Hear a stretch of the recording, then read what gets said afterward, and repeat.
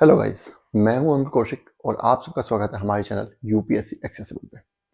आज हम क्या पढ़ने वाले हैं? आज हम पढ़ेंगे केव्स के बारे में।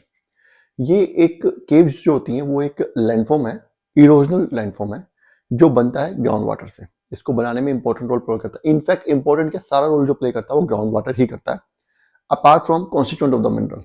मिनरल कौन सा है, रॉक्स का मिनरल कौन सा है, उसको अगर छोड़ दिया जाए तो सारा जो रोल प्ले करता है वो ग्राउंड वाटर ही करता है। ठीक है, अब मैंने आपको बताया था कि ग्राउंड वाटर से जितने भी लैंडफॉर्म्स बनते हैं उनको हम कास्ट टोपोग्राफी कहते हैं ज्यादातर। ठीक है, कास्ट टोपोग्राफी क्यों बोलते हैं? क्योंकि ये सबसे पहली जगह कास्ट थी, एक एड्रियाटिक सी के पास एक जगह थी जहां पे टोपोग्राफी देखी गई थी, जहां पे नोटिस किया गया था, रिसर्च की गई थी। उसके बेसिस पे हम इसको कास्ट टोपोग्राफी बोलते हैं।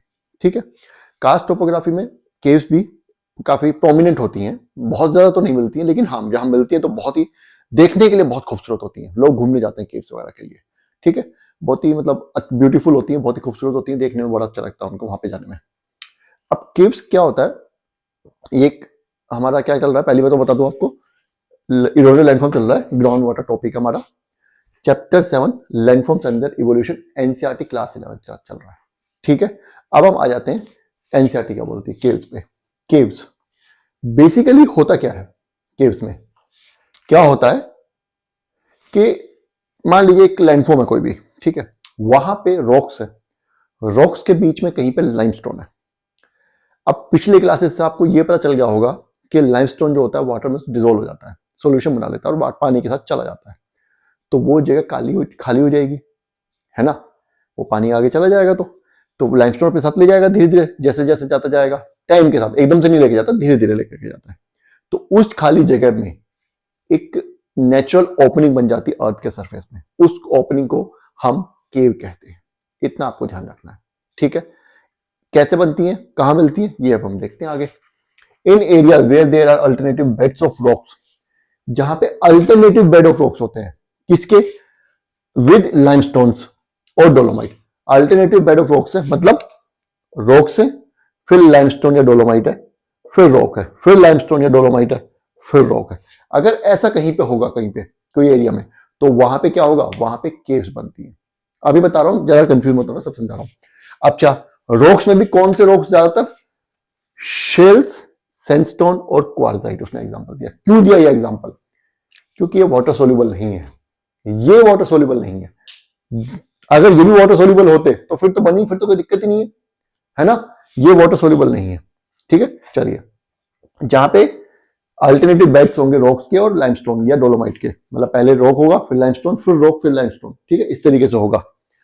इन बिटवीन और in area where limestone are dense, या ऐसे एरिया जहां पे लाइमस्टोन बहुत ज्यादा डेंस होते हैं। Massive and occurring as thick beds, जहां पे मासिव बहुत ही बड़े लाइमस्टोन के जो बेड्स होते हैं बहुत ज्यादा बड़े होते हैं, मासिव होते हैं। थिक बेड रॉक होता है उनका, काफी मतलब उनकी थिकनेस बहुत ज्यादा होती है। थिकनेस अगर कम होगी तो केव वैसे ही नहीं बनेगी। मान लीजिए 2 फुट की थिकनेस है तो उसमें क्या ही केव बनेगी, है ना। केव तो तब बनेंगे जब 30 फुट टू 40 फुट 100 फीट उससे ज्यादा अगर थिकनेस है लाइमस्टोन की, तभी तो केव बन पाएगी, है ना। चलिए आगे देखते हैं। केव फॉर्मेशन इज प्रोमिनेंट, ऐसी जगहों पे केव फॉर्मेशन जो है वो बनती है। मैं आपको जवाब एक बार बता देता हूं कैसे। मान लीजिए हमारा एक लैंडफॉर्म है, ये हमारा लैंडफॉर्म है, ठीक है। अब इसमें यहां पे बीच में ये रीजन है, इसमें है लाइमस्टोन। ठीक है, समझ आ गया आपको। ऊपर से पानी आया, ग्राउंड वाटर परकोलेट होकर गया। परकोलेशन किसी भी वजह से हो सकता है, वो रॉक्स के बीच में जगह होती है उनसे भी हो सकता है। ठीक है, रॉक्स परमेबल हैं, रॉक्स अपने अंदर से जाने दे रहे हैं तो भी हो सकता है, जो भी ऊपर मटेरियल है। या ऐसा भी हो सकता है कि ये जो लाइमस्टोन है यहां भी बीच बीच में कहीं लाइमस्टोन हो, यहां भी बीच में कहीं लाइमस्टोन हो, तो भी परमेबल हो सकता है, तो भी परकुलेशन ऑफ वाटर हो सकता है। ठीक है, अगर ऐसा होगा तो यहाँ पे सिंक होल्स भी बनेंगे, कोलैप्सिंग्स बन सकती है, कई बार हमने पढ़ा था लास्ट क्लास में, ऐसा भी हो जाता है। अभी यहीं पे रहता है, केव्स पे रहता है, ज्यादा पीछे नहीं जाते। तो जब पानी परकुलेट होगा नीचे आएगा, इधर से भी आया या कहीं से भी आ रहा है, ठीक है। अब वो क्या होगा, यहाँ पे इकट्ठा होगा, हॉरिजॉन्टल मूवमेंट करेगा, इधर जगह मिलेगी इधर जाएगा, इधर जगह मिलेगी इधर जाएगा। लेकिन क्योंकि यहां पे लाइमस्टोन है,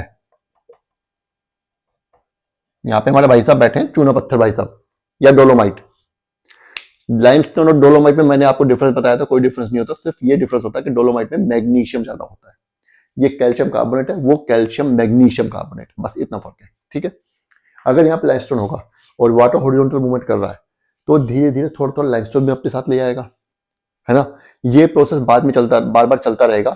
तो एक टाइम ऐसा आएगा कि यहाँ पे लाइमस्टोन बचेगा ही नहीं, सारा लाइमस्टोन यहाँ पे ओपनिंग हो जाए, ओपनिंग होती है, ठीक है, यहाँ से बाहर निकल जाएगा, ठीक है, और यहाँ पे एक केव बन जाएगी। अब सपोज कीजिए ये स्ट्रक्चर जो है, ये जो ऊंचा मतलब जो मेन जो मतलब हमारे कह सकते हैं टेबल लैंड है, उससे ऊपर भी हो सकता है, नीचे यहां भी हो सकता है, यहां भी हो सकता है, कहीं भी हो सकता है, या तीनों जगह भी हो सकता है। ठीक है, अभी उस चीज में अभी बताता हूं आपको। अभी आपको फिलहाल आपको केव फॉर्मेशन समझ आ गया कैसे होती है केव फॉर्मेशन? कुछ नहीं होता, बस लाइमस्टोन जो पानी के साथ बह जाता है, खाली जगह बच जाती है, बस इतनी सी बात है, ज्यादा सोचने की जरूरत नहीं है। ठीक है, चलिए अब इसका फॉर्मेशन कैसे होती है उस पर आते हैं। Water percolates down either through cracks, joints and moves. Water क्या होता है, या तो क्रैक से या जॉइंट से नीचे जाएगा और फिर उसके बाद मूव्स हॉरिजॉन्टली, फिर पहले वर्टिकली नीचे जाएगा फिर horizontally along bedding planes. Bedding planes में यहाँ पे ये बेडिंग प्लेन है, नीचे क्या है, रॉक ऐसा जो कि परमिएबल नहीं है, अब पानी नीचे नहीं जा सकता, ये बेडिंग प्लेन है हमारा। ठीक है, बेडिंग प्लेन का मतलब जिसके नीचे पानी नहीं जा सकता। तो क्या होगा, वाटर अब हॉरिजॉन्टली मूव करना स्टार्ट करेगा। It is along these bedding planes, इन्हीं बेडिंग प्लेन्स में दैट द लाइमस्टोन डिसॉल्व्स। इन्हीं बेडिंग प्लेन्स पे क्या होता है, लाइमस्टोन जो होता है पानी में डिसॉल्व होता है। And long and narrow to wide, लंबी, नैरो टू वाइड, कम चौड़ी भी हो सकती है, ज्यादा चौड़ी भी हो सकती है, ठीक है, लेकिन लंबी होती है। लंबी, चौड़ी या छोटी, जिसे बोलते हैं नैरो या वाइड, और लंबी केव्स बन सकती हैं। Narrow to wide gaps, gaps आ जाते हैं, ये गैप ही तो है, कॉल्ड केव्स रिजल्ट, जो कि इनको बोलते हैं हम केव बनती है। ठीक है, यहां तक आपको समझ आ गया। यही बता रहा है कि पानी पहले नीचे जाएगा, पर्कुलेट होगा, उसके बाद फिर हॉरिजॉन्टल मूव करेगा, क्योंकि ये जो ये वाला रीजन है इसके नीचे पानी नहीं जा सकता, ये हमारा बेडिंग प्लेन है। ठीक है, यहां तक तो सेमी परमिएबल था, ये आगे जो परमिएबल नहीं है बिल्कुल भी। ठीक है, परमिएबिलिटी यहां पे नहीं है, पानी नहीं जा पा रहा है, तो क्या होगा, पानी हॉरिजॉन्टली मूव करना स्टार्ट करेगा, है ना। तो जब जाएगा तो यहाँ पे लाइमस्टोन, तो लाइमस्टोन को भी ले जाएगा, तो क्या होगा, गैप बन जाएगा, उस गैप को हम केव कहते हैं, बस इतनी सी बात है। ठीक है, अब आगे केव्स के बारे में कुछ फीचर्स बता रहा है केव के, वो और देख लेते हैं क्या होता है।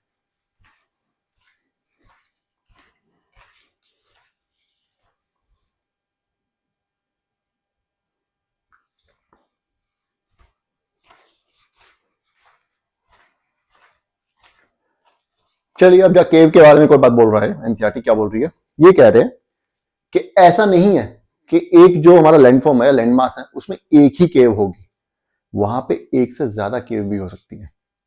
हो सकती है का मतलब मिली है, हमने देखी है कि एक ही लैंडमास में हजारों, हजारों तो नहीं पर बहुत सारी केव्स होती हैं, छोटी छोटी हजारों भी हो सकती हैं। ठीक है, लेकिन वो सब केव्स थोड़े टाइम बाद एक ही बन जाती हैं। चलिए वो बात का टॉपिक है, कहने का मतलब ये है कि एक ही लैंडमास में एक से ज्यादा केव्स भी हो सकती हैं।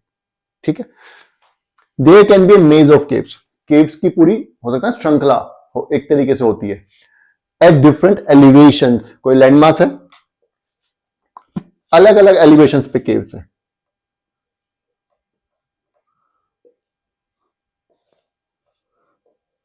इस तरीके से, है ना, अलग अलग एलिवेशंस पे, different elevation depending upon the limestone beds and intervening rocks. किस एली कहां पे है केव, ये किस चीज पे डिपेंड करता है, केव कहां पे बनी है किस चीज पे डिपेंड करता है, कि रॉक्स और लाइमस्टोन का पैटर्न क्या है, रॉक्स और लाइमस्टोन किस वे में अरेंज है।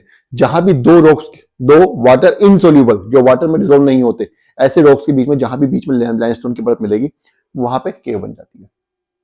समझ गए, समझ आ गए। तो इसका मतलब यहां पे ये जो ब्लैक एरिया है, यहां पे ऐसे रॉक्स है जो कि वाटर में, यहां पे रॉक्स है, और बीच में जो जगह वहां पे लाइमस्टोन था जो कि पानी के साथ बह गया। समझ गए, समझ गए, है ना। ये ब्लैक वाला जो रीजन है हमारा रॉक्स है, और ये जो ये ब्लू वाला रीजन है ये हमारा लाइमस्टोन था यहाँ पे, और अब यहाँ पे केव्स बन चुकी हैं। समझ आ रहा है, ये देखिए हमारी केव्स बन के तैयार हो गए। अब यहाँ पे आप घूमने जा सकते हैं। ठीक है, आगे की एक चीज और आ गई, टनल्स के बारे में। ठीक है, एक और बात आ जाती है टनल के बारे में। टनल के बारे में क्या बोल रहा है कि केव्स नॉर्मली, पहले बात बोल रहा है टनल से पहले, caves normally have an opening through which cave streams are discharge. कि जनरली केव्स की एक ओपनिंग होती है, ओपनिंग होनी बहुत जरूरी है।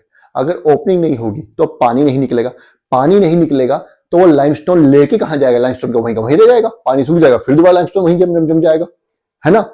तो ओपनिंग होनी बहुत जरूरी है। मैं आपको एक एग्जांपल से बताता हूं। ये हमारा लैंडफॉर्म है, ऊपर से पानी आया, ये हमारा रीजन है, यहां पे पानी परकुलेट किया, लाइमस्टोन को लिया, आगे चला गया। लेकिन अगर सपोज कीजिए यहां पे आगे जाने की जगह ही नहीं है तो क्या होगा, है ना। तो केव नहीं बन पाएगी, ये पानी यहीं पे घूमता रहेगा, ऊपर से और पानी आएगा नहीं, सैचुरेट हो जाएगा। लेकिन धीरे धीरे क्या होता है कि पानी अपना रास्ता बना लेता है, पहले कम बनाएगा, थोड़ा थोड़ा रिसेगा, लाइमस्टोन निकलता रहेगा और बड़ा बनेगा, धीरे धीरे करके पूरा का पूरा लाइमस्टोन जो चला जाता है, मान लीजिए, ठीक है, पूरा पूरा धीरे धीरे करके पूरा ये भर जाएगा और केव की ओपनिंग बन जाएगी। ठीक है, समझ गए। यहां पे क्या हो रहा है, एक चीज आती है, सपोज कीजिए वाटर ऊपर से नीचे आया, नीचे आने के बाद उसने हॉरिजॉन्टली फ्लो होना स्टार्ट किया। हॉरिजॉन्टली तो दोनों डायरेक्शन में फ्लो हो रहा है ना, है ना। अब ऐसा भी तो हो सकता है कि इधर भी लाइमस्टोन हो, ये पूरा का पूरा ही लाइमस्टोन हो, ऐसा भी तो हो सकता है। ऐसे केस में क्या होगा, ये केव, ये पूरा का पूरा लाइमस्टोन होगा तो इस केव की दो ओपनिंग्स बन जाएंगी। इधर से भी पानी नीचे है, आधा पानी इधर जा रहा है, लाइमस्टोन लेके जा रहा है, आधा पानी इधर जा रहा है, वो भी लाइमस्टोन लेकर के जा रहा है। तो ये क्या होगा, ये एक ऐसी केव बन जाएगी जिसकी दो ओपनिंग्स है। And this cave with two openings is called a tunnel.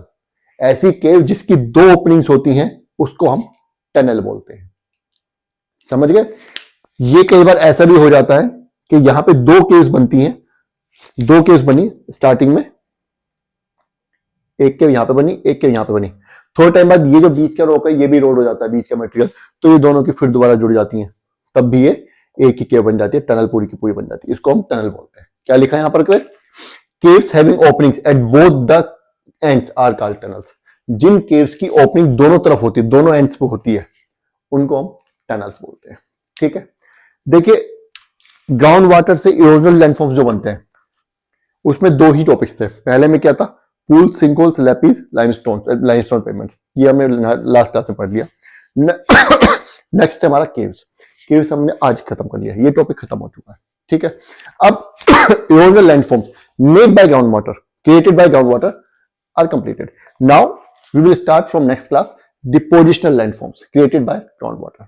ठीक है, डिपोजिशनल लैंडफॉर्म सबसे पहला स्टैलेक्टाइट, स्टैलेग्माइट और पिलर्स होता है। क्या होते हैं वो हम अगली क्लास में अनलॉक करेंगे। ठीक है, अब आपको क्या करना है, इस वीडियो को बार बार देखना है, जो समझना है, अगर कुछ समझ नहीं आ रहा तो कमेंट कर देना मुझे, मैं दोबारा पढ़ा दूंगा, और चैनल को लाइक और सब्सक्राइब करना है। ठीक है, थैंक यू।